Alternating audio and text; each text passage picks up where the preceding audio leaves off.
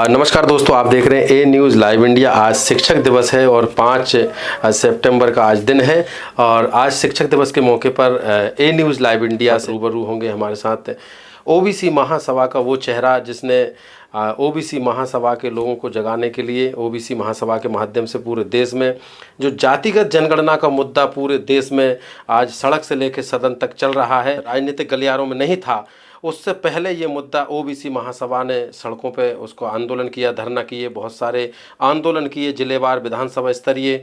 और ऐसे ही आंदोलन के जो है पुरोधा, अब मैं कहूँ उनको आंदोलन ओबीसी को जगाने के पुरोधा अगर जिसको कहें, तो आज हमारे बीच में डॉक्टर विजेंद्र यादव जी हम मेरे आज स्टूडियो में पहुँचे हैं। तो आपका स्वागत है ए न्यूज़ लाइव इंडिया में। धन्यवाद भाई आपका।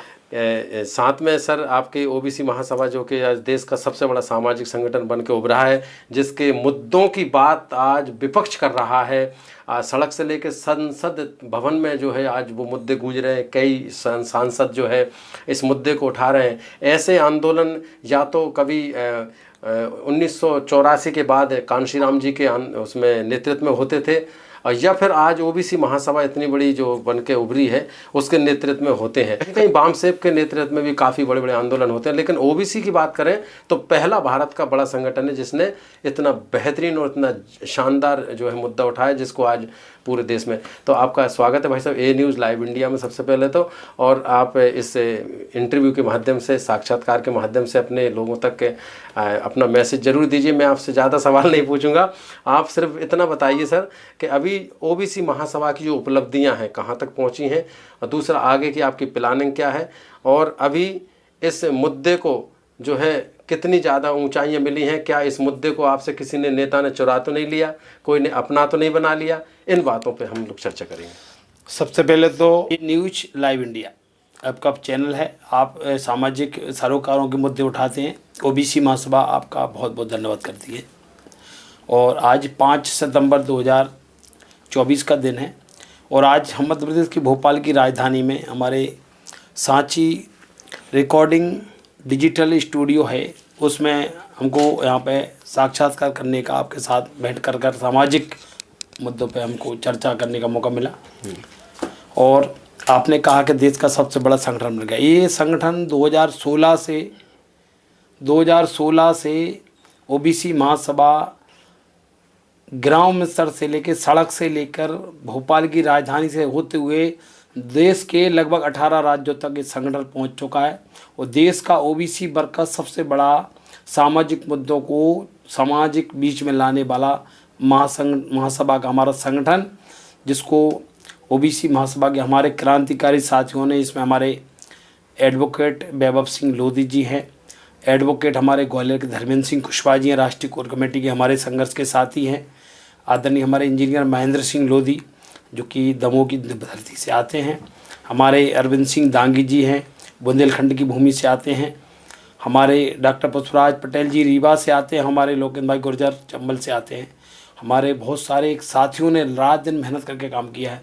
युवा मोर्चा में एक से एक क्रांतिकारी साथी भाई सुनील यादव हमारे विदिशा के हैं, कौशलेंद्र सिंह गुर्जर हमारे मुरैना से हैं, विनोद पटेल सागर से हैं, भाई हमारे विशाल कुशवाहा रायसेन से हैं, और हमारे क्रांतिकारी साथी महिला मोर्चा में हमारी बहन है जो संघर्ष कर रही है महिलाओं के बीच में जाकर, रानी रैकबार है, हमारे किसान मोर्चा के चरण सिंह पटेल है, हरिनारायण चौधरी हैं, हमारे अशोक पटेल हैं, पप्पू कन्नौजिया हैं।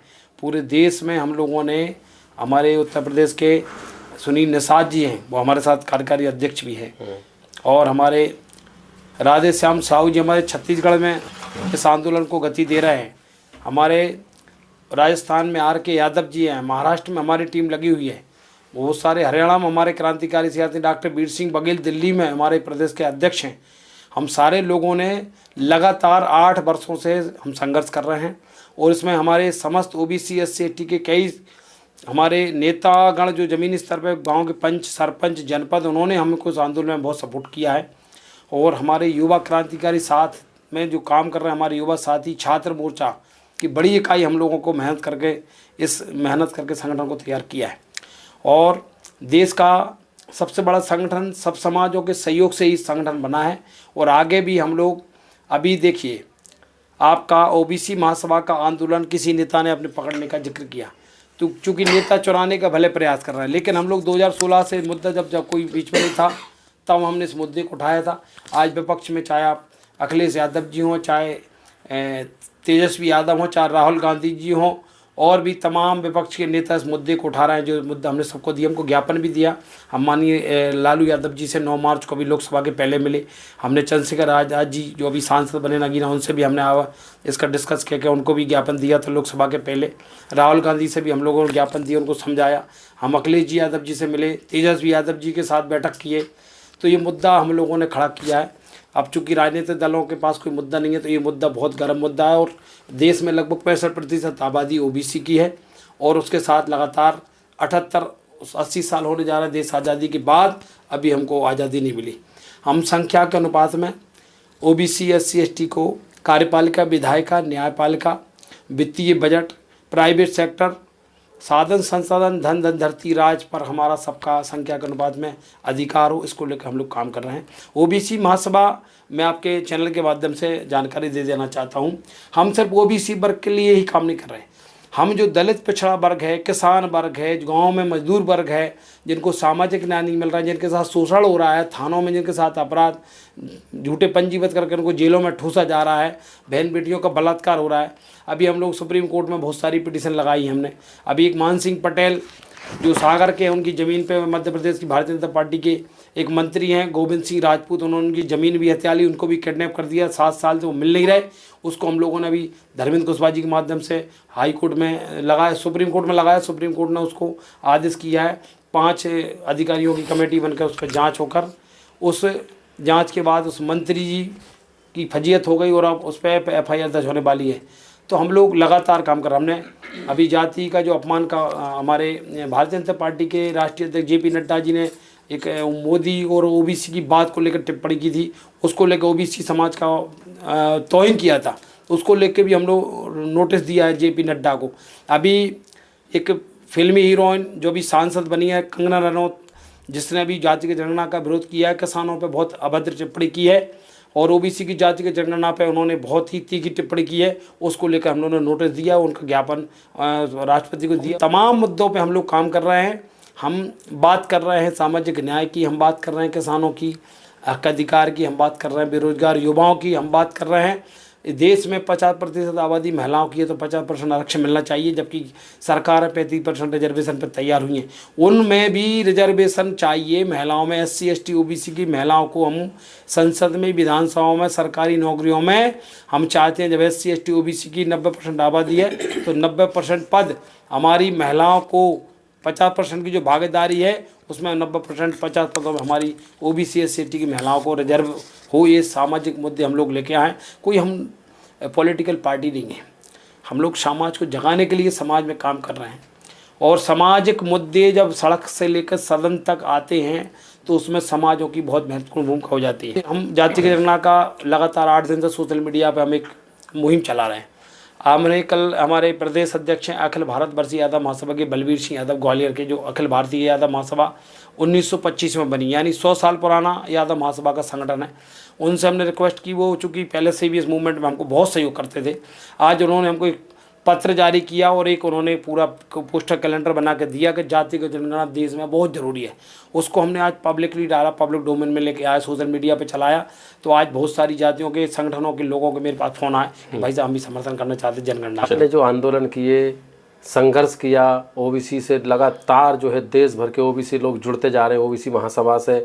आपका जो नेतृत्व है, आपके जो जिस तरह आपने जो राष्ट्रीय कार्यकारिणी में 6 अलग अलग ओबीसी के जातियों के जो लोगों को उनको जिम्मेदारी सौंपी है, जो भी कि बहुत ही एकता का एक बड़ा परिचय है, जिसमें गुर्जर समाज है, कुर्मी पटेल समाज है, इसमें कुशवाहा एक बड़ा एक समुदाय है देश के अंदर।